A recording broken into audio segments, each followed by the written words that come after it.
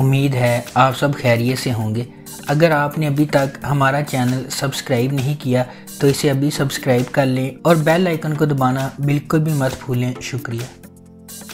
Number 10، نند ایک نئے نویلے شادی شدہ جوڑے ثاقب اور ربی کی کہانی ہے اور ثاقب کی بہن کی ان کی زندگی میں مسلسل مداخلت کے بارے میں ہے۔ مینال خان بطور ربی ثاقب کی بیوی ہے جو اپنی زندگی میں گوہر کی مداخلت سے پریشان ہے۔ شہروز سبزواری بطور ثاقب ربی کے شوہر ہیں جو اسے خوش رکھنے کی کوشش کرتے ہیں۔ اعجاز اسلم بطور جہانگیر گوہر کے معصوم شوہر ہیں۔ فائزہ حسن بطور گوہر ثاقب کی غالب بہن ہے۔ ایاز سمو بطور حسن گوہر اور ثاقب کے چھوٹے بھائی ہیں۔ سم الانصاری بطور نسرین گوہر ثاقب اور حسن کی والدہ ہیں۔ نمبر 9، جلن میں دکھایا گیا ہے کہ انسان حسد اور لالچ میں کس حد تک جا سکتا ہے۔ میشا اور نیشا دو بہنیں ہیں۔ نیشا کی خواہش اسے اپنی بہن کی زندگی کو تباہ کرنے کی طرف لے جاتی ہے۔ مینال خان بطور نیشا اپنے خاندان کی سب سے چھوٹی بیٹی ہے۔ وہ انتہائی خراب ہے اور جو چاہے حاصل کرنے کی عادی ہے۔ اریبہ حبیب بطور نیشا کی بڑی بہن ہے۔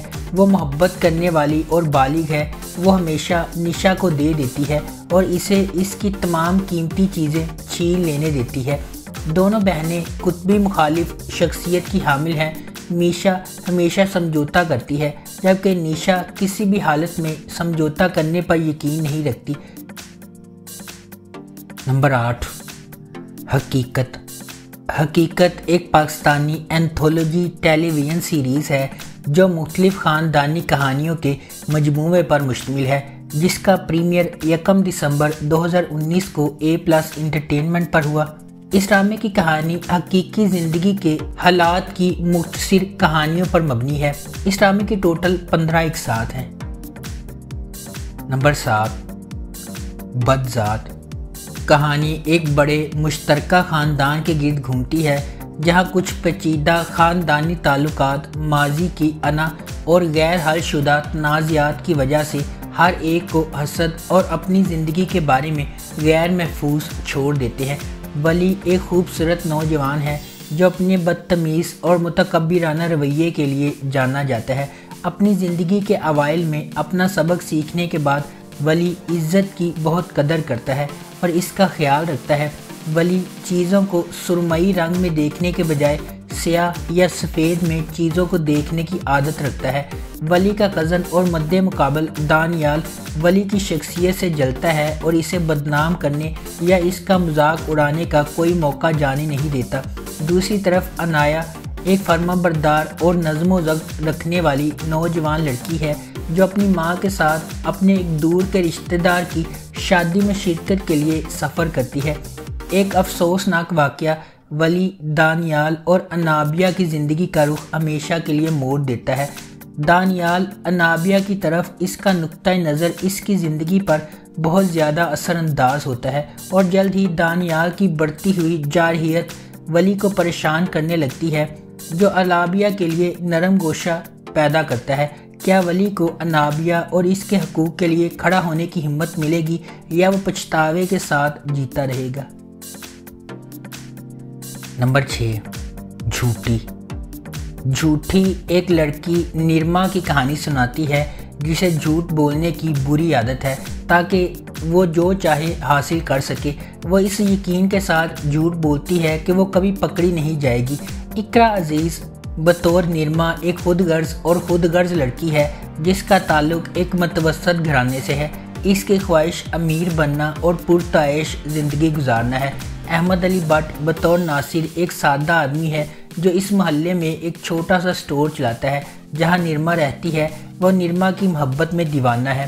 نرما پر اس کے خاندان کی جانب سے ناصر سے شادی کرنے کے لیے دباؤ ڈالا جاتا ہے جو اس کے جیون ساتھی کے طور پر اس کے خوابوں کے برعکس ہے۔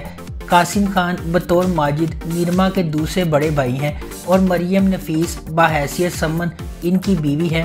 ماجد نرما کی فطرت سے واقف ہے اور کبھی اس کا ساتھ نہیں دیتا۔ دوسری طرف اس کی بیوی ہمیشہ نرما کی حمایت کرتی ہے۔ नंबर 5, प्यार दीवानगी है। प्यार दीवानगी है एक जज्बाती ड्रामा है। कहानी एक खूबसूरत लड़की रब्बी और इसके कज़न मतीन के गिर्द घूमती है, जो इसका पड़ोसी भी है और इसमें दिलचस्पी भी रखता है। कुछ बेकाबू वाक़यात और गलत फहमियों की वजह से इनका रिश्ता पेचीदा हो जाता है, लेकिन वो दोनों अपने घर वालों के खिलाफ जाकर एक दूसरे से शादी करने में कामयाब हो जाते हैं। जब वो सोचते हैं कि ये सब ठीक है, ज़िंदगी अपने कार्ड दिखाती है।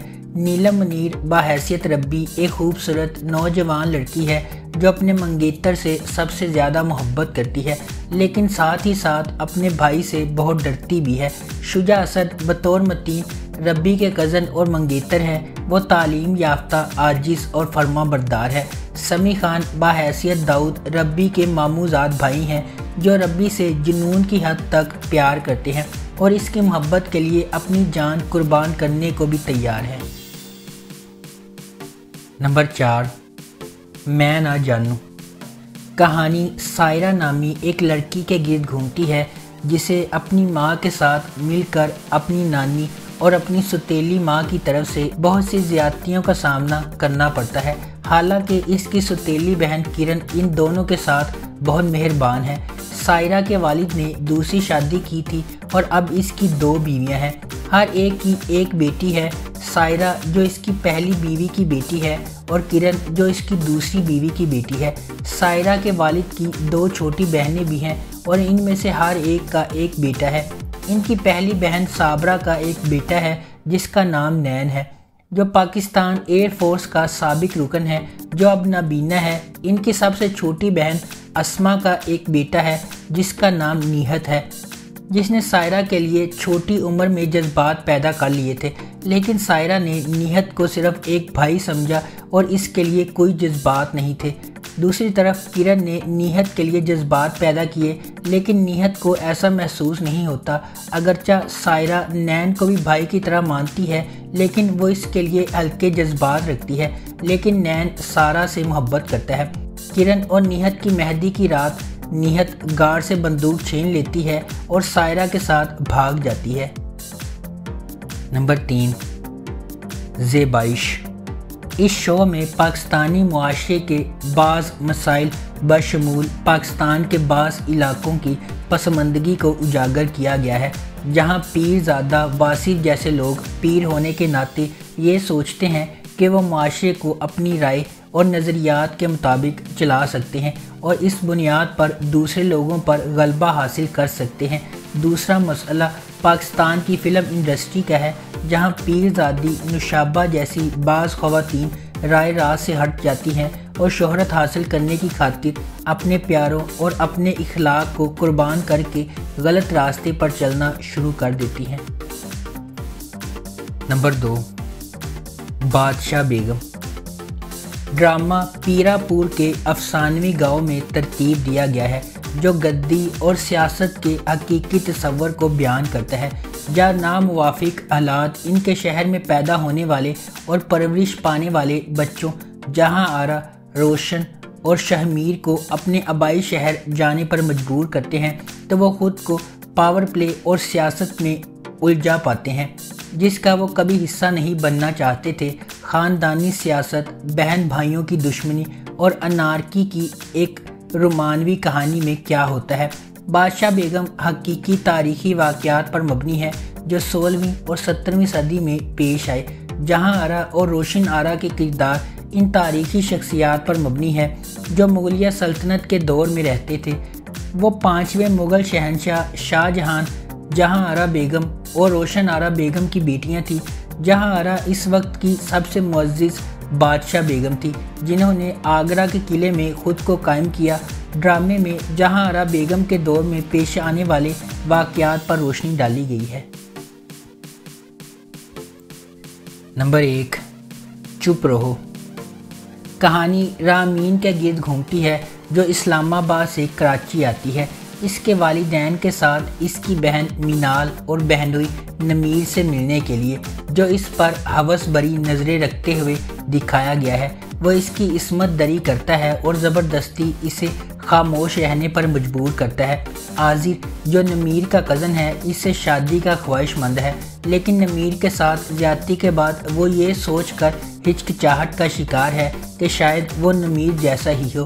رامین نے اپنے والدین کے سامنے انکشاف کیا کہ نمیر کی طرف سے اسے ہراساں کیا جا رہا ہے، جس پر اس کی والدہ اسے راز میں رکھنے کو کہتی ہے کیونکہ اس سے اس کی بہن کی ازدواجی زندگی متاثر ہو سکتی ہے۔